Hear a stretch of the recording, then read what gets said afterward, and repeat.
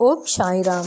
बाबा की असीम कृपा से हम अध्याय 12 में पहुंच गए हैं। यदि आप मेरा चैनल पहली बार सुन रहे हैं तो प्लीज़ सब्सक्राइब करें और कमेंट में बताएं कि आपको मेरा पारायण कैसा लगता है। ओम साई राम। अध्याय 12। काका महाजनी, धुमाल वकील, श्रीमती निमोड़कर, नासिक के मूल्य शास्त्री, एक डॉक्टर के द्वारा बाबा की लीलाओं का अनुभव। इस अध्याय में बाबा किस प्रकार भक्तों से भेंट करते और कैसा बर्ताव करते थे, इसका वर्णन किया गया है। संतों का कार्य। हम देख चुके हैं कि ईश्वरीय अवतार का ध्येय साधुजनों का परित्राण और दुष्टों का संहार करना है, परंतु संतों का कार्य तो सर्वथा भिन्न ही है। संतों के लिए साधु और दुष्ट प्रायः एक समान ही हैं। यथार्थ में उन्हें दुष्कर्म करने वालों की प्रथम चिंता होती है और वे उन्हें उचित पथ पर लगा देते हैं। वे भवसागर के कष्टों को सोखने के लिए अगस्त के सदृश हैं और अज्ञान तथा अंधकार का नाश करने के लिए सूर्य के समान हैं। संतों के हृदय में भगवान वासुदेव निवास करते हैं, वे उनसे पृथक नहीं हैं। श्री साईं भी उसी प्रकोटि में हैं, जो कि भक्तों के कल्याण के निमित्त ही अवतीर्ण होते हुए थे। वे ज्ञान ज्योति स्वरूप थे और उनकी दिव्य प्रभा अपूर्व थी। उन्हें समस्त प्राणियों से समान प्रेम था। वे निष्काम तथा मुक्त थे। उनकी दृष्टि में शत्रु, मित्र, राजा और भिक्षुक सब एक समान थे। पाठकों, अब कृपया उनका यश श्रवण करें। भक्तों के लिए उन्होंने अपना दिव्य गुण समूह पूर्णतः प्रयोग किया और सदैव उनकी सहायता के लिए तत्पर रहे। उनकी इच्छा के बिना कोई भक्त उनके पास पहुंच ही ना सकता था। यदि उनके शुभ कर्म उदित नहीं हुए हैं तो उन्हें बाबा की स्मृति भी कभी नहीं आई और न ही उनकी लीलाएं उनके कानों तक पहुंच सकी।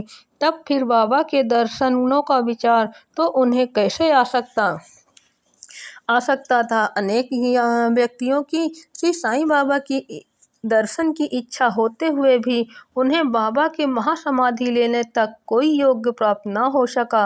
अतः ऐसे व्यक्ति जो दर्शन लाभ से वंचित रहे हैं, यदि वे श्रद्धापूर्वक साईं लीलाओं का श्रवण करेंगे तो उनकी साईं दर्शन की इच्छा बहुत कुछ सीमा तक तृप्त हो जाएगी। भाग्यवश यदि किसी को किसी प्रकार बाबा के दर्शन हो भी गए तो वह वहां अधिक ठहर न सका।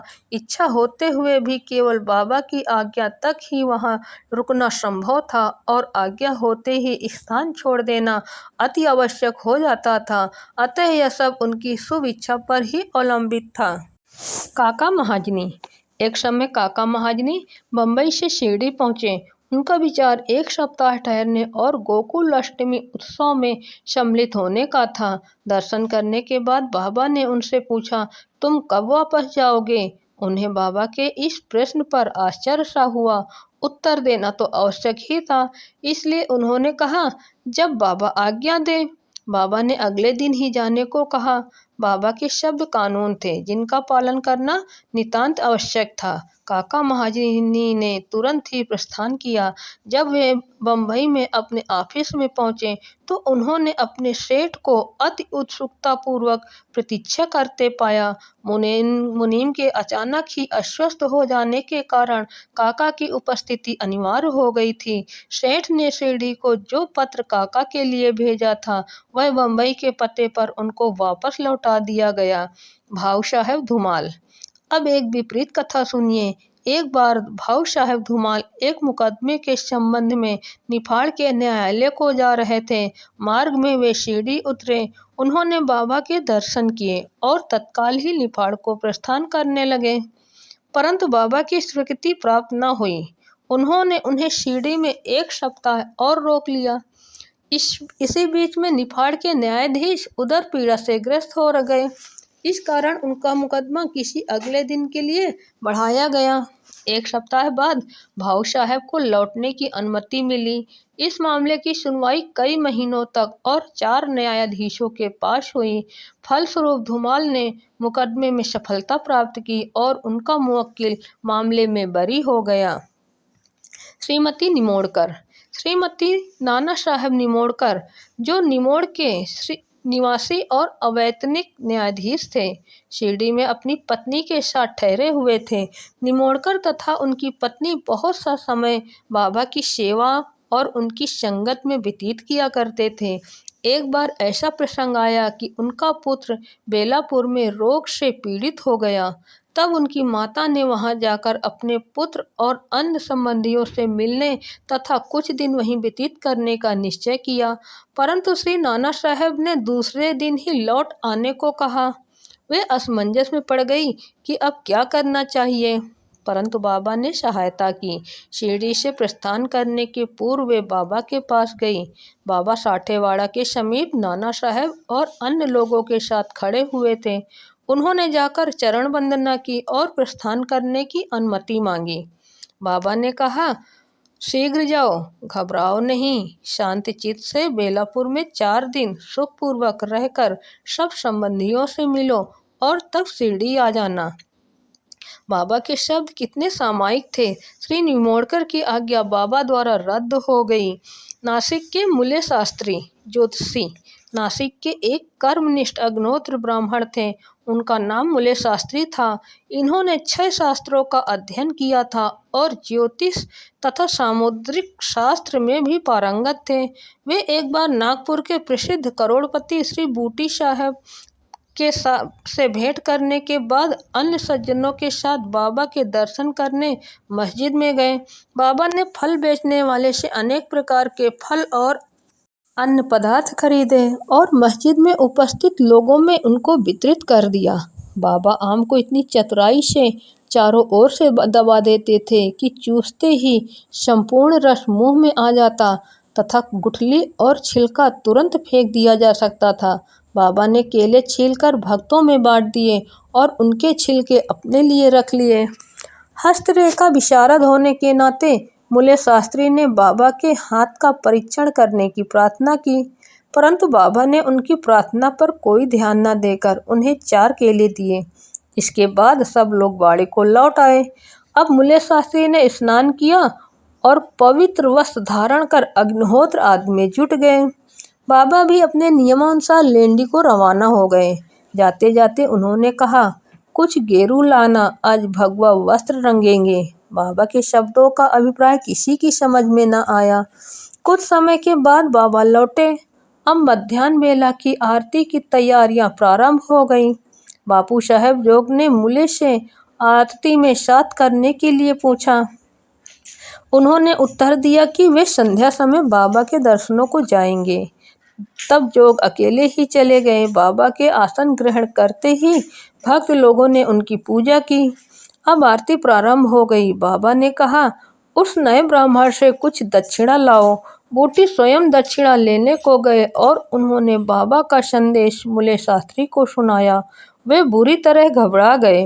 वे सोचने लगे कि मैं तो एक अग्निहोत्र ब्राह्मण हूँ, फिर मुझे दक्षिणा देना क्या उचित है। माना कि बाबा महान संत हैं, परंतु मैं तो उनका शिष्य नहीं हूँ।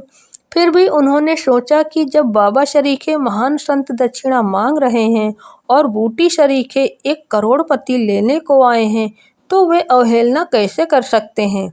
इसीलिए वे अपने कृत्य को अधूरा ही छोड़कर तुरंत बूटी के साथ मस्जिद को गए। वे अपने को शुद्ध और पवित्र तथा मस्जिद को अपवित्र जानकर कुछ अंतर से खड़े हो गए और दूर से ही हाथ जोड़कर उन्होंने बाबा के ऊपर पुष्प फेंके। एकाएक उन्होंने देखा कि बाबा के आसन पर उनके कैलाशवासी गुरु गोलोक स्वामी विराजमान हैं। अपने गुरु को वहां देखकर उन्हें महान आश्चर्य हुआ। कहीं यह स्वप्न तो नहीं है? नहीं नहीं, यह स्वप्न नहीं, मैं पूर्ण जागृत हूँ। परंतु जागृत होते हुए भी मेरे गुरु महाराज यहाँ कैसे आ पहुँचे? कुछ समय तक उनके मुंह से एक भी शब्द न निकला। उन्होंने अपने को चिकोटी ली और पुनः विचार किया, परंतु वे निर्णय न कर सके कि कैलाशवासी गुरु गोलोक स्वामी मस्जिद में कैसे आ पहुँचे। फिर सब संदेह दूर करके वे आगे बढ़े और गुरु के चरणों पर गिरकर हाथ जोड़कर स्तुति करने लगे। दूसरे भक्त तो बाबा की आरती गा रहे थे, परंतु मूल्य शास्त्री अपने गुरु के नाम की ही गर्जना कर रहे थे। फिर सब जाति पाति का अहंकार तथा पवित्रता अपवित्रता की कल्पना त्याग कर वे गुरु के श्री चरणों पर पुनः गिर पड़े। उन्होंने आंखें मूंद ली, परंतु खड़े होकर जब उन्होंने आंखें खोली तो बाबा को दक्षिणा मांगते हुए देखा। बाबा का आनंद स्वरूप और उनकी अनिर्वचनीय शक्ति देख मूल्य शास्त्री आत्मविस्मृत हो गए। उनके हर्ष का पारावार न रहा। उनकी आंखें अश्रुपूरित होते हुए प्रसन्नता से नाच रही थीं। उन्होंने बाबा को पुनः नमस्कार किया और दक्षिणा दी। मूल्य शास्त्री कहने लगे कि मेरे सब संशय दूर हो गए हैं। आज मुझे अपने गुरु के दर्शन हुए हैं। बाबा की यह अद्भुत लीला देख सब भक्त और मूल्य शास्त्री द्रवित हो गए। गेरू लाओ, आज भगवा वस्त्र रंगेंगे। बाबा के इन शब्दों का अर्थ अब सबकी समझ में आ गया। ऐसी अद्भुत लीला श्री साईं बाबा की थी। डॉक्टर एक समय एक मामलतदार अपने एक डॉक्टर मित्र के साथ शिरडी पधारे। डॉक्टर का कहना था, मेरे इष्ट श्री राम हैं, मैं किसी यवन को मस्तक न नमाऊंगा। अतः वे शिरडी जाने में असहमत थे। मामलतदार ने समझाया कि तुम्हें नमन करने को कोई बाध्य नहीं करेगा और न ही तुम्हें ऐसा करने को कोई कहेगा। अतः मेरे साथ चलो, आनंद रहेगा। वे शिरडी पहुंचे और बाबा के दर्शन को गए, परंतु डॉक्टर को ही सबसे आगे जाते देख और बाबा की प्रथम चरण वंदना करते देख सब लोगों को विस्मय हुआ। लोगों ने डॉक्टर से अपना निश्चय बदलने और इस भांति एक यवन को दंडवत करने का कारण पूछा। डॉक्टर ने बताया कि बाबा के स्थान पर उन्हें अपने प्रिय इष्ट देव श्री राम के दर्शन हुए और इसीलिए उन्होंने नमस्कार किया। जब वे ऐसा कह रहे थे तभी उन्हें साईं बाबा का रूप पुनः दिखने लगा। वे आश्चर्यचकित होकर बोले, क्या यह स्वप्न है? ये यवन कैसे हो सकते हैं? अरे अरे, यह तो पूर्ण योग अवतार हैं। दूसरे दिन से ही उन्होंने उपवास करना प्रारंभ कर दिया। उन्होंने प्रतिज्ञा की कि जब तक बाबा स्वयं बुलाकर आशीर्वाद नहीं देंगे तब तक मस्जिद में कदापि न जाऊंगा। इस प्रकार 3 दिन व्यतीत हो गए। चौथे दिन उनका एक इष्ट मित्र खानदेश से शिरडी आया। वे दोनों मस्जिद में बाबा के दर्शन करने गए। नमस्कार होने के बाद बाबा ने डॉक्टर से पूछा, आपको बुलाने का कष्ट किसने किया? आप यहाँ कैसे पधारे? यह प्रश्न सुनकर डॉक्टर द्रवित हो गए और उसी रात्रि को बाबा ने उन पर कृपा की। डॉक्टर को निद्रा में ही परमानंद का अनुभव होता रहा। इस प्रकार उनकी साईं भक्ति कई गुना बढ़ गई। उपयुक्त कथाओं की शिक्षा विशेषतः मूल्य शास्त्री की यही है कि हमें अपने गुरु में दृढ़ विश्वास होना चाहिए। अगले अध्याय में बाबा की अन्य लीलाओं का वर्णन होगा। श्री सद्गुरु साईनाथार्पणमस्तु। शुभम भवतु। ओम श्री साईं यशःकाय शिरडी निवासने नमः। बोलो अनंत कोटि ब्रह्मांड नायक राजाधिराज योगीराज पर ब्रह्मा श्री सच्चिदानंद सद्गुरु साईनाथ महाराज की जय। बाबा साईं सबकी भली करें।